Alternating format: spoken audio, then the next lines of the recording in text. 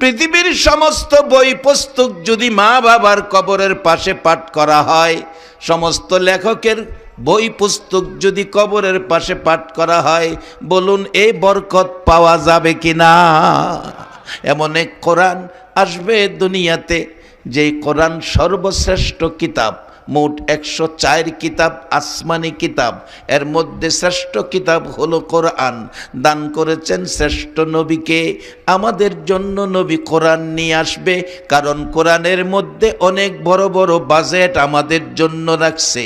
এর মধ্যে একটু ইঙ্গিত করি, একটু ইঙ্গিত। একটা বাজেট, লাইলাতুল কদরি খায়রুম মিন আলফি শাহর। রাত্র একটা, নাম কদর। বাজেট হলো 1000 মাসের চাইতে বেশি। এরে বাবারা ভাইয়েরা, মক্কার জমিনে জাবালে নূর পাহাড়, আমার নবী কোরআন আসবে, কোরআন আসবে খবর পাইয়া জাবালে নূর পাহাড়ের চূড়ায় যাইয়া বসে আছে। কত কষ্ট করে উঠেছে, উঠা বড় ধায়, সিঁড়ি ছিল না, পাথরের পাহাড়। যারা মক্কায় গেছেন দেখছেন এখন কিছু ব্যবস্থা করা হয়েছে উঠার মতো, আগে কোনো ব্যবস্থাই ছিল না, একেবারে পিচ্ছিল পাথর, পাথরের পাহাড়। আমার নবী জাবালে নূর পাহাড়ের চূড়ায় বসে আছে আর কোরআনের অপেক্ষায় কোন সময় আসবে কোরআন। জিব্রাইল মাঝে মাঝে এসে সান্ত্বনা দিতেন, আল্লাহর বন্ধু গো, অপেক্ষায় থাকুন, শ্রেষ্ঠ কিতাব আসতেছে। আমার নবী 2 দিন 3 দিন 5 দিন 7 দিন কোনো সময় পার হয়ে যেত। মা খাদিজাতুল কুবরা রাদিয়াল্লাহু তাআলা আনহা কোরআনের পক্ষে, আমার নবীর মায়ায়, নবীর ভালোবাসায় মাঝে মাঝে 2টা রুটি 1 মস্ক পানি, আমাদের ভাষায় বোঝাইলে সহজ, 1 বোতল পানি ধরেন, 1 বোতল পানি 2টা রুটি লইয়া বড় কষ্ট করে আমার নবীর পাশে যাইয়া হাজির। মাঝে মাঝে স্লিপ কাইটা পড়ে যাইতো মা খাদিজা, রক্তাক্ত হয়ে যাইতো, আবার মনকে বলতো না, পিছে যাব না, যত কষ্টই হোক না কেন কোরআনের পক্ষে নবীর ভালোবাসাই যাব।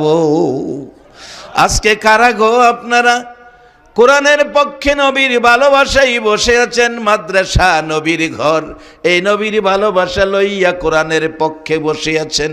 মক্কায় নবীর জন্ম, মক্কাবাসী নবীরে মারল, নবীর সাদা জামা লাল বানাইল। আজকে কে আপনারা? কোন মায়ের সন্তান? কেমন মা আপনাদেরকে পেটে রাখছে? মক্কায় নবীর জন্ম, মক্কাবাসী নবীরে মারে।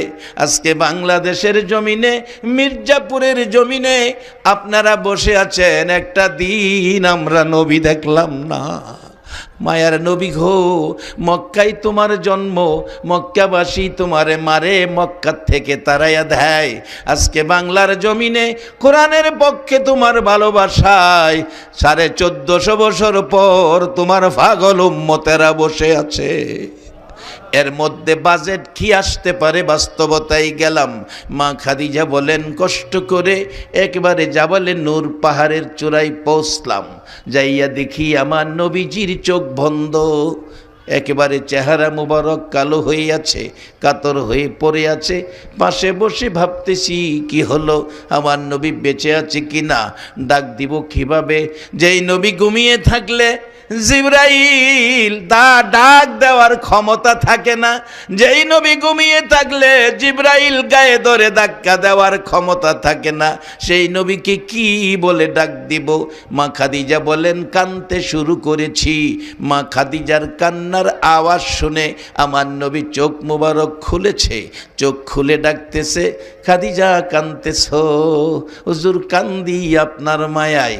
মা, মেয়ে লোকেরা গো, সর্বপ্রথম তোমাদের ভাগ্যটাই ভালো হয়েছে। পৃথিবীর ইতিহাসে তোমাদের ভাগ্য জান্নাতের ঘোষণা আগে পেয়েছে। আসুন ইতিহাস।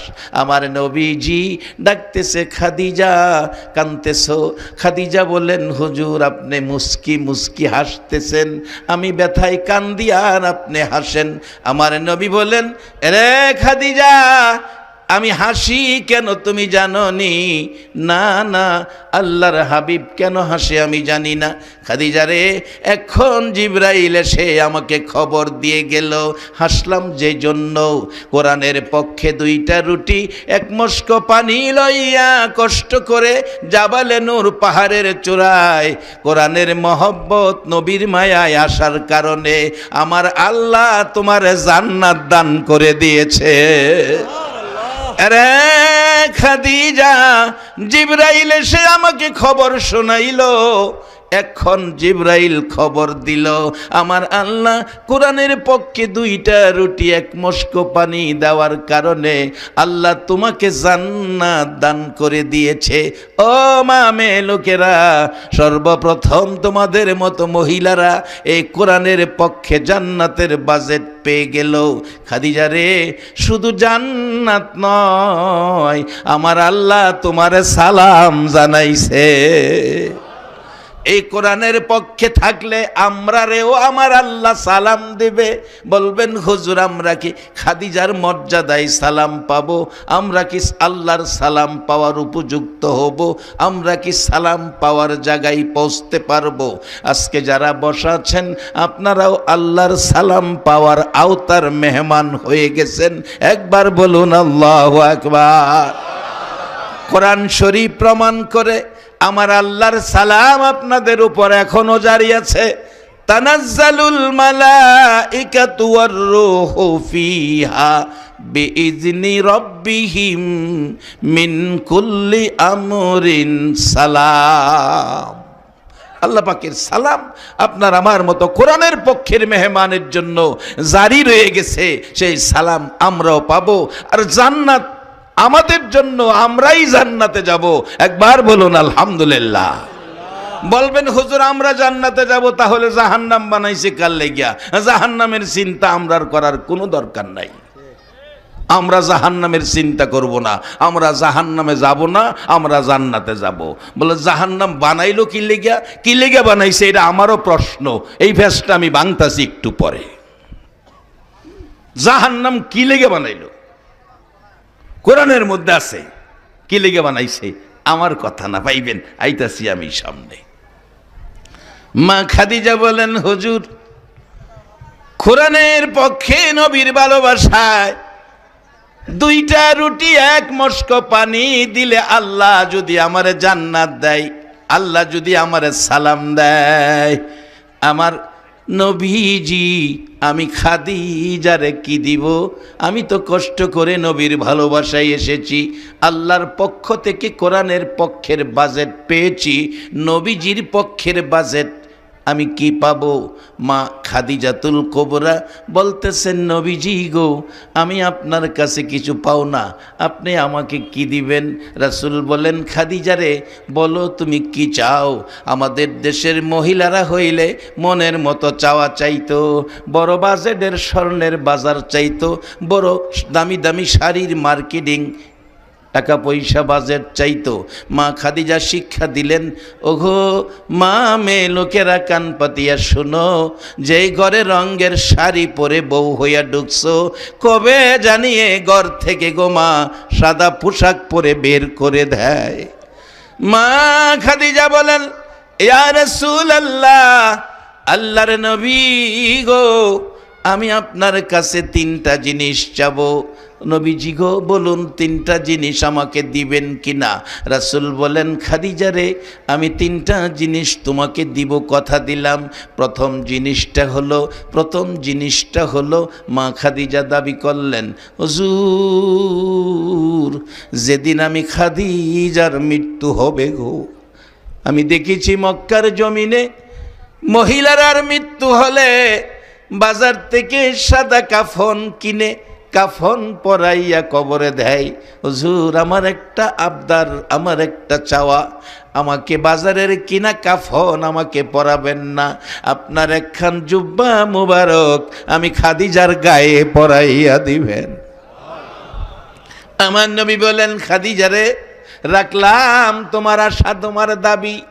আর দাবি বলো, হুজুর, যেই কবরে আমি খাদিজারে শোয়াবেন, আপনি নবী দয়া করে এই কবরটা একটুখানি শুয়ে আসবেন। বলুন, যেই কবরে নবী শুয়ে আসবে এই কবরের অবস্থাটা ভালো হবে না খারাপ হবে? আসতে কইলেন যে কি বিশ্বাস হয় না? তাহলে একটু বাস্তবে যান। কয়েক বছর, বেশি দিন হয় নাই, 20-22 বছর হবে, একটা সুন্দর ইতিহাস, ভারতের ইতিহাস। ভারতের 16 কোটি হিন্দুর দেবতা, দেবতার মতো যাকে শ্রদ্ধা করত, যার নাম ইতিহাস লেখে ডক্টর শিব শক্তি। ডক্টর শিব শক্তি 16 কোটি হিন্দুর শ্রদ্ধাভাজন ব্যক্তি ঠাকুর ছিলেন। উনি ঘুমের ঘরে রাত্রে দেখে মদিনার নবী এসে ডাকতেছে, ডক্টর শিব শক্তি, আমি মদিনার থেকে আসছি, তোমারে কালিমা পড়াইয়া মুসলমান বানাবো। ঘুমের ঘরে নবীকে দেখে আর দেরি করল না ডক্টর শিব শক্তি, যার নাম ইসলাম গ্রহণ করার পর রাখা হয়েছে ডক্টর ইসলামুল হক। বাংলাদেশেও উনি বেড়াইয়া গেছেন। জি, এটা কোরআনের কথার সাইডে আছে। ডক্টর ইসলামুল হক উনি নবীজির হাত ধরে কালিমা পড়ে মুসলমান হয়ে গেলেন। সকালবেলা ঘুম থেকে উঠে, অন্যদিন আগুনের পূজা, তুলসীর পূজা তাদের ধর্মে যেটা আছে এটা করে, কিন্তু আজকে ঘুম থেকে উঠে দরজাই খুলে না। ভারতের ইতিহাস। বিবি সাহেব নাস্তা তৈয়ার করে ঘরের দরজায় আওয়াজ দিলেন, ঠাকুর কর্তা দরজা খোলেন। কি ব্যাপার, বাহির হলেন না, বাথরুমে গেলেন না, পূজাও করলেন না, ঘটনা কি? দরজা খুলে দিলেন। দরজা খুলে দেওয়ার পর ডক্টর শিবশক্তির বিবি দেখতেছে ঘরটা যেন রহমত বরকতে ভরপুর হয়ে গেছে। ডক্টর শিবশক্তির স্ত্রী ডাকতেছেন, ঠাকুর কর্তা বলুন, আজকে আপনার ঘরে কোন মহান অতিথি আসছিল? ঘরের অবস্থা তো পরিবর্তন দেখা যায়। ডাক দিলেন ডক্টর শিবশক্তি, রে বিবি, আজকে রাত্রে মদিনার নবী আমার ঘরে এসে আমারে কালিমা পড়াইয়া মুসলমান বানাইয়া গেছে, বিধায় আমি আর কোনো পূজা করতে পারি না। আমি ইসলাম ধর্ম গ্রহণ করেছি, আমি মুসলমান হয়ে গেছি। আমার নবী যেই ঘরে আসছিল ঘর রহমত বরকতে ভরপুর হয়ে গেল। কারণ আল্লাহ বলেন কোরআনের মধ্যে, বন্ধু আমি আল্লাহ যত জায়গায় রাব্বুল আলামিন, তুমি নবী তত জায়গায় রাহমাতাল লিল আলামিন। সেই নবীর রহমত আর বরকত এক ঘরে যেন ঢুকে গেল, রহমত বরকতে ঘর যেন ঝিলমিল করছে। ডাকতেছেন, বিবি গো, এই নবীর হাতে কালিমা পড়ে মুসলমান হয়ে গেছি, ঠিক আছে মুসলমান হও, আর যাই হও নাস্তা তো খেতে হবে, এই লাও নাস্তা। নাস্তা খাওয়াইতে চাইতেছেন বিবি। এবার জবাব দিচ্ছে ডক্টর শিবশক্তি, বিবি গো, আমি তো মুসলমান হয়ে গেছি, এখন তোমার হাতের নাস্তা আমি খেতে পারি না। আর এখনকার সময় আমরা কবের মুসলমান, যা পাই তাই খাই, হিসাব কিতাব নাই। রে বাবারা ভাইরা, কোরআন কত বরকতের জিনিস, কোরআন বুঝি না। যদি কোরআন বুঝতাম আমাদের অশান্তি থাকতো না। একটুখানি মাত্র ইসলাম গ্রহণ করেছে, ইসলামওয়ালা কি বলতেছে দেখেন, আমি তোমার হাতের নাস্তা খেতে পারি না। বিবি বলছেন, স্বামী গো, এতদিনের মহব্বত কিছুক্ষণে ভেঙ্গে দিও না, আমার হাতের নাস্তাটা খাও, আমি তোমাকে খাওয়াবো। জোর করে রুটি গোশত স্বামীর মুখে ধাক্কাইতেছেন। ডক্টর শিবশক্তি বলেন, না আমি খাবো না, মুখ বন্ধ করে রাখছেন। অবশেষে ধাক্কাধাক্কি করলেন। এটা ইসলাম, ইসলামের রাসূল বলেছে, ইসলাম প্রচারক মায়ার নবী দয়ার নবী বলেছে, স্ত্রী স্বামীর মুখে খাবার তুলে দিবে। শুধু স্ত্রী স্বামীর মুখে দিবে সেটাই বলে নাই, স্বামীও মাঝে মাঝে স্ত্রীর মুখে খাবার তুলে দিবে। এতে করে স্বামী স্ত্রীর মহব্বত বাড়বে। যেই ঘরে স্বামী স্ত্রীর মহব্বত ভালোবাসা আছে, রাসূল বলেন সেই ঘরটা জান্নাতের টুকরা হয়ে গেছে। ইসলাম এমন একটা ভ্রাতৃত্বের ধর্ম, ভালোবাসার ধর্ম, আদর্শের ধর্ম, মহাব্বতের ধর্ম। কি সুন্দর ধর্ম! আসুন সামনে, সব কোরআনের মধ্যে। আমার নবী এই শিক্ষা দিয়েছে, স্ত্রী স্বামীর মুখে খাবার দিবে, স্বামী স্ত্রীর মুখে খাবার দিবে। এই কিছু নমুনা ডক্টর শিবশক্তির স্ত্রীর কাছে পাওয়া যায়। স্বামীর মুখে খাবার তুলে দিতেছে, ধাক্কাইতেছে, খাইতেছে না। অবশেষে স্ত্রী বলছে, ও স্বামী, আর গোপন রাখতে পারলাম না, আমার হাতের নাস্তা খান গো স্বামী, আর গোপন রাখতে পারলাম না। আমার নবী আপনার কালিমা পড়াইয়া মুসলমান বানাইয়া যাওয়ার সময় আমারেও কালিমা পড়াইয়া গেছে। ডক্টর শিবশক্তি বলেন, বিবি গো, আয় আমার বুকে আয়, তোর কপাল ভালো, আমারও কপাল ভালো।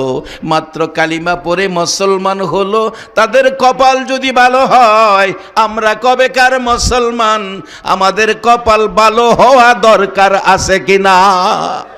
কিন্তু কেন আমরা সেই ভালোর মধ্যে আসতে পারতেছি না? আসুন পবিত্র কোরআনের মধ্যে কি বলেছে, আসুন আমি কোরআনের মধ্যে ঢুকি মহব্বতে। আর বাবা, পবিত্র কোরআন থেকে আমি সর্বপ্রথম তেলাওয়াত করেছি জালিকাল কিতাবু লা রাইবা ফি। আল্লাহ নিজে বলতেছেন, আমার এই কিতাবের মধ্যে কোনো সন্দেহ শোভা নাই। আপনারা কি মনে করেন কোরআনের মধ্যে কি কোনো সন্দেহ শোভা, ভেজাল বোঝাল আছে? কিন্তু কোরআনে ভেজাল নাই, আমাদের মধ্যে ভেজাল আছে। আমি জানতে চাই, আমরা যে ধর্মের মধ্যে আছি, ধর্মটার নাম কি? আওয়াজ করে বলুন। ইসলাম সর্বশ্রেষ্ঠ ধর্ম। এটা কোনো দেশের না, কোনো এলাকার না, কোনো দলের না। এই ধর্মটার মালিক কে? এই কোরআনের মধ্যে, যে কোরআনের সন্দেহ শোভা নাই, এর মধ্যে আছে ইন্নাদ-দীনা ইনদাল্লাহিল ইসলাম।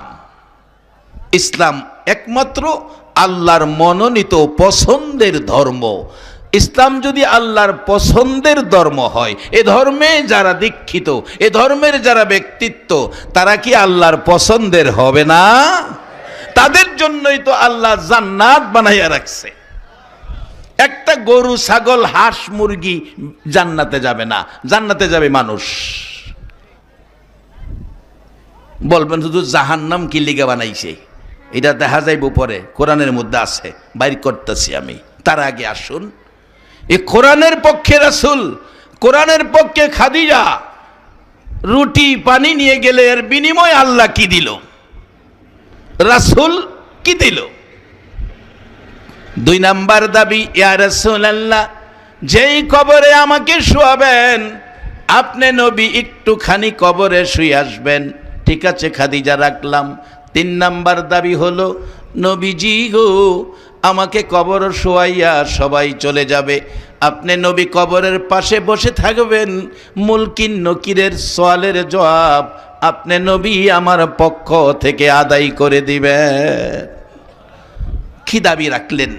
3 দাবি। রাসূল মানবেন, কথা দিলেন, তারপরেও কাঁদতেছেন খাদিজা, হুজুর আরেকটা শেষ দাবি, এটা স্পেশাল দাবি, মনের দাবি, আমার বড় আকাঙ্ক্ষা, সেই দাবিটা আপনি রাখবেন। কোন দাবি রে খাদিজা? হুজুর, দুনিয়ার জমিনে দেখেছি মানুষের মৃত্যু হলে কাফন পরাইয়া কাফনের উপর আতর সুরমা ছিটাইয়া দেয়। হুজুর, আমার কাফনে বাজারের কিনা সুরমা দিবেন না। কোন সুরমা দিব রে খাদিজা? হুজুর, এ কোরআন লইয়া, এ ইসলাম লইয়া মানুষের ঘরের দুয়ারে দুয়ারে যাইতেন, বাড়ি বাড়ি যাইতেন, সারাদিন কষ্ট করে ঘুরে ঘুরে আমার